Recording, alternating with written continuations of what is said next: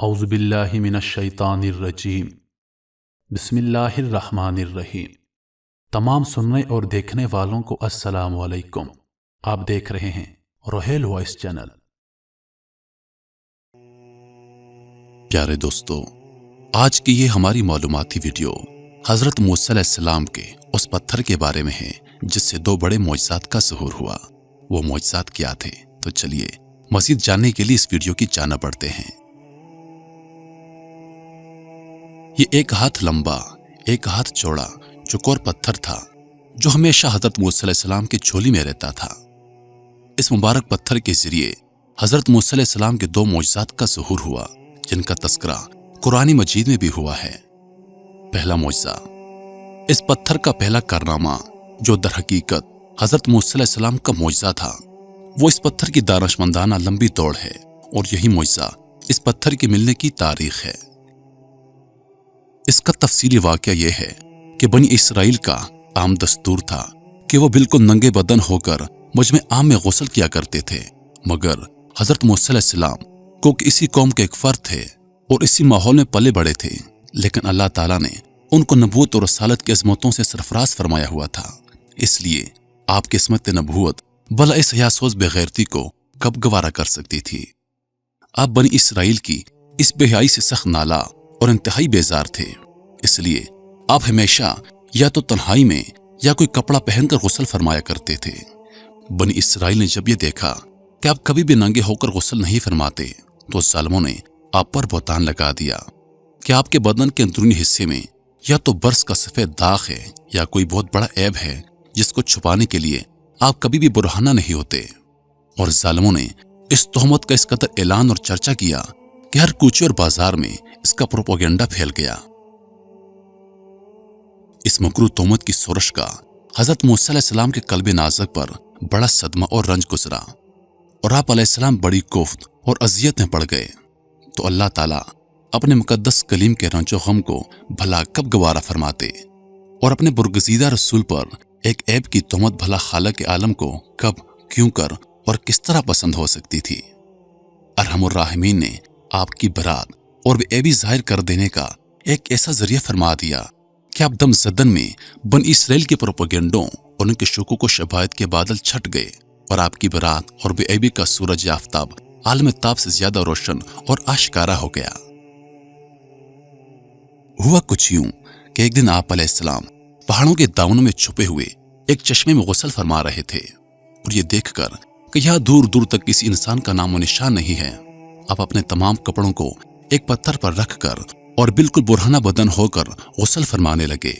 غسل کے بعد جب آپ لباس پہننے کے لیے پتھر کے پاس پہنچے تو دیکھا کہ وہ پتھر آپ کے کپڑوں کو لیے ہوئے سرپٹ بھاگا چلا جا رہا ہے۔ یہ دیکھ کر حضرت موسیٰ علیہ السلام بھی اس پتھر کے پیچھے پیچھے دوڑنے لگے، صوبی حجر، صوبی حجر، یعنی یہ پتھر میرا کپڑا دے دے، یہ پتھر میرا کپڑا دے دے۔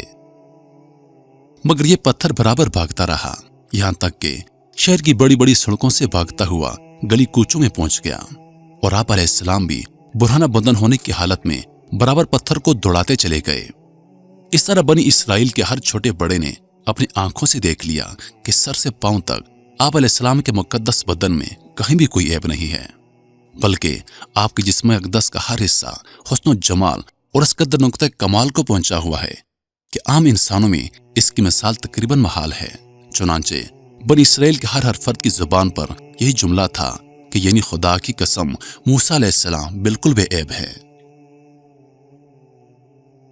جب یہ پتھر پوری طرح حضرت موسیٰ علیہ السلام کی برات کا اعلان کر چکا تو خود بخود ٹھہر گیا۔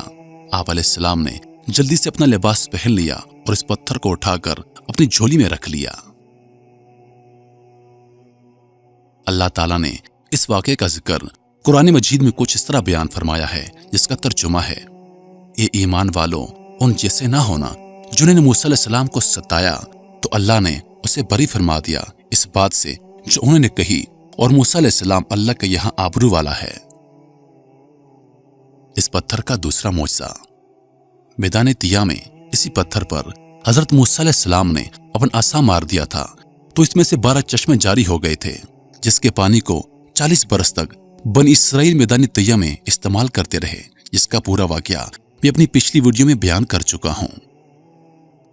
मुजज़ात के मुनकरीन जो हर चीज को अपनी नाकस अकल की ऐनक ही से देखा करते थे, इस पत्थर से पानी के चश्मों का जारी होना महाल करार देकर इस मुआजिज़े का इनकार करते हैं और कहते हैं कि हमारी अकल इसको कबूल नहीं कर सकती कि इतने छोटे पत्थर से 12 चश्मे जारी हो गए। हालांकि ये मुनकरीन अपनी आंखों से देख रहे हैं कि बास पत्थरों में अल्लाह ताला ने यह तासीर फरमा दी है कि वह बाल मोड़ देते हैं। बास पत्थरों का यह असर है कि वह सिरकों को तेज और तुर्श बना देते हैं। बास पत्थरों की यह खासियत है कि वो लोहे को दूर से खींच लेते हैं। बास पत्थरों से मोसी जानवर भाग जाते हैं। बास पत्थरों से जानवरों का जहर उतर जाता है। बास पत्थर दिल की धड़कन के लिए तरियाक हैं। बास पत्थरों को ना आग जला सकती है ना गर्म कर सकती है। बास पत्थरों से आग निकल पड़ती है। बास पत्थरों से आतशफिशां फट पड़ता है। तो अल्लाह ताला ने पत्थरों में किस्म किस्म के असरात पैदा फरमा दी हैं, तो फिर इसमें कौन सी खिलाफ अकल और महाल बात है कि हज़रत मूसा अलैहिस्सलाम के इस पत्थर में अल्लाह ताला ने ये असर बख्श दिया और इसमें यह खासियत अता फरमा दी कि वह जमीन के अंदर से पानी जज्ब करके चश्मों की शक्ल में बाहर निकालता रहे, या फिर इस पत्थर में यह तासीर हो कि जो हवा इस पत्थर से टकराती हो वो पानी बनकर मुसलसल बहती रहे। अल्लाह ताला कादिर और कदीर की कुदरत से हरगिज ना कोई बहीद है, ना महाल, ना खिलाफ अकल। लिहाजा इस मौजज़े पर ईमान लाना ज़रूरियात दीन में से है और इसका इनकार कुफर है।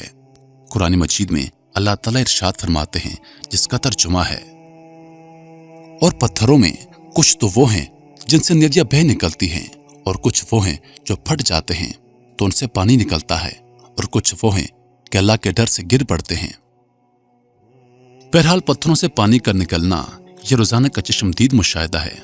तो फिर भला हज़रत मूसा अलैहिस्सलाम के पत्थर से पानी के चश्मों का जारी हो जाना क्यों कर खिलाफ अकल और महाल करा दिया जा सकता है। प्यारे दोस्तों, यह था हज़रत मूसा अलैहिस्सलाम के उस पत्थर का वाक़या जिससे 2 बड़े मौजज़ात का ज़हूर हुआ। उम्मीद करता हूं कि आप लोगों को वीडियो पसंद आई होगी। मज़ीद ऐसी वीडियोस देखने के लिए हमारे चैनल को सब्सक्राइब करें और दिन की ताज़ा तरीन अपडेट्स के लिए चैनल पर मौजूद घंटी के बटन को दबा दें ताकि हमारी वीडियोस सबसे पहले आप तक पहुंचें। अपनी दुआ में याद रखिएगा। जिंदगी रही तो अगली बार एक और वीडियो लेकर आपकी खिदमत में हाजिर होऊंगा। तब तक के लिए खुदा हाफिज। अल्लाह पाक आप सबका हाफिज और निगहबान। वालेकुम अस्सलाम।